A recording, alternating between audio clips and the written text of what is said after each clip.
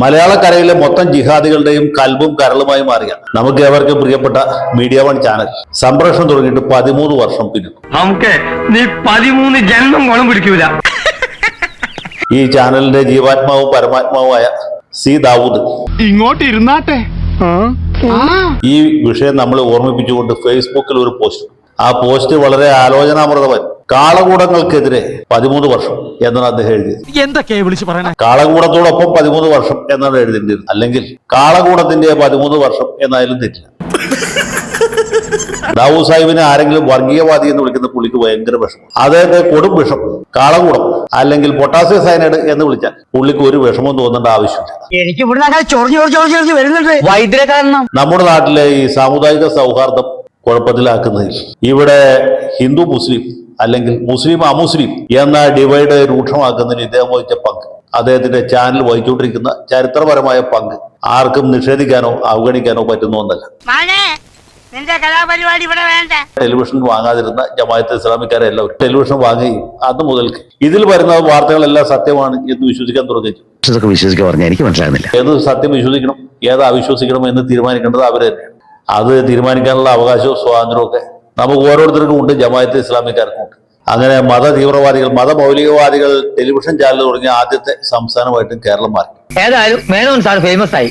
ഈ ചാനലിന്റെ പ്രധാനപ്പെട്ട ദൗത്യം എന്താണെന്ന് വെച്ചാൽ ഇന്ത്യ മഹാരാജ്യത്തുള്ള മുസ്ലിമീങ്ങൾ, കേരളത്തിലുള്ളവർ, കാശ്മീരിലുള്ളവർ പ്രത്യേകിച്ച് നേരിടുന്ന വലിയ അവഗണന, വലിയ അവഹേളനം, പീഡനം, ഇതേക്കുറിച്ചൊക്കെയുള്ള വാർത്തകൾ ഇങ്ങനെ പൊലിപ്പിച്ച് 10% അതിന്റെ കൂടെ ഡിവിഡന്റ് കൂടി ചേർത്ത് ആ ജനങ്ങളിലെത്തിക്കുക എന്നുള്ളതാണ്. ക്യാരക്ടർ പറഞ്ഞാൽ മതി, ബാക്കി കഥ അവരുടെ സൗകര്യത്തിന് അവരുണ്ടാക്കും. അതേ സമയത്ത് തന്നെ പാകിസ്ഥാനിലും ബംഗ്ലാദേശിലും ഒക്കെയുള്ള ന്യൂനപക്ഷം അനുഭവിച്ചുകൊണ്ടിരിക്കുന്ന സൗജന്യങ്ങൾ, സൗഭാഗ്യങ്ങൾ, അവർക്ക് സർക്കാർ വാരിക്കോരി കൊടുത്തുകൊണ്ടിരിക്കുന്ന ആനുകൂല്യങ്ങൾ, ഇതൊക്കെ അതും ഈ പറഞ്ഞ പോലെ 10% അല്ലെങ്കിൽ 20% ഡിവിഡന്റ് കൂടി ചേർത്ത് ജനങ്ങളിലെത്തിക്കുക.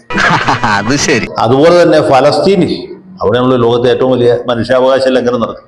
ആരാണ് പറഞ്ഞേ? എടോ, ഇതൊക്കെ ആരെങ്കിലും പറഞ്ഞിട്ട് വേണോ? കാര്യങ്ങളൊക്കെ ഇത്രയായ സ്ഥിതിക്ക് നമുക്കവിടെ ഊഹിക്കാൻ പാടില്ലേ? ഫലസ്തീനിൽ പാവപ്പെട്ട അറബികൾ, അവിടുത്തെ ന്യൂനപക്ഷ സമുദായക്കാർ നേരിട്ടുകൊണ്ടിരിക്കുന്ന അതിഭയങ്കരമായ അവഗണനയും സാമ്രാജ്യത്വത്തിന്റെ കൊടും ക്രൂരതയും ഫാസിസ്റ്റുകൾക്ക് മേൽ ഇവർ നടത്തിക്കൊണ്ടിരിക്കുന്ന ചെറുത്തുനിൽപ്പും പ്രതിരോധവും അതുപോലെയുള്ള സംഗതികളൊക്കെ നമ്മളെ പറഞ്ഞു കേൾപ്പിച്ച് നമ്മളെ കണ്ണീരണിയിക്കുക,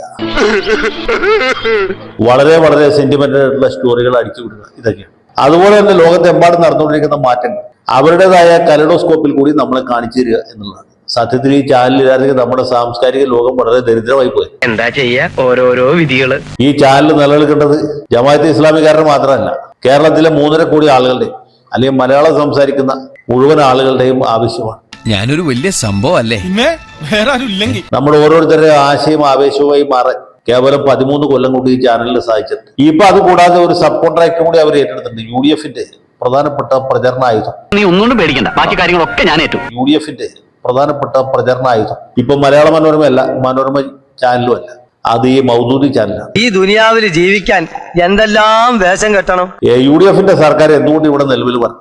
എന്തുകൊണ്ട് മലപ്പുറം ജില്ല വിഭജിക്കണം?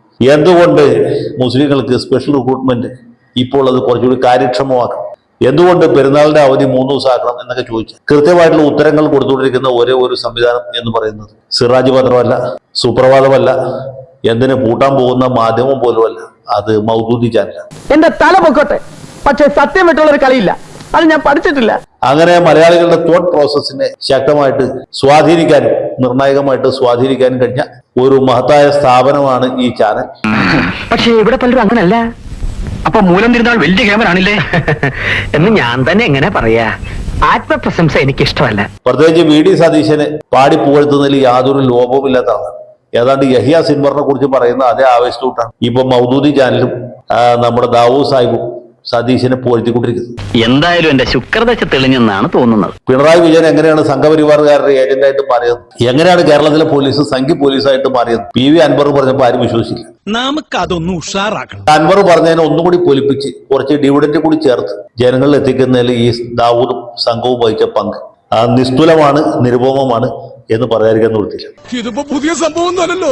ഏതായാലും ഈ ചാനലിന് വമ്പിച്ച വിജയം ആശംസിക്കുന്നു. കേരളത്തിൽ 2026 മെയ് മാസത്തിൽ UDFന്റെ സർക്കാർ വരുമ്പോൾ സതീശന്റെ മാധ്യമ ഉപദേഷ്ടാവായിട്ട് ദാവൂദിനെ നിയമിക്കണം എന്നൊരു ശുപാർശ കൂടി വെച്ചുകൊണ്ട് ഞാൻ അവസാനിപ്പിക്കുകയാണ്. ഉള്ളത് പറഞ്ഞ ഉറിയും ചിരിക്കും.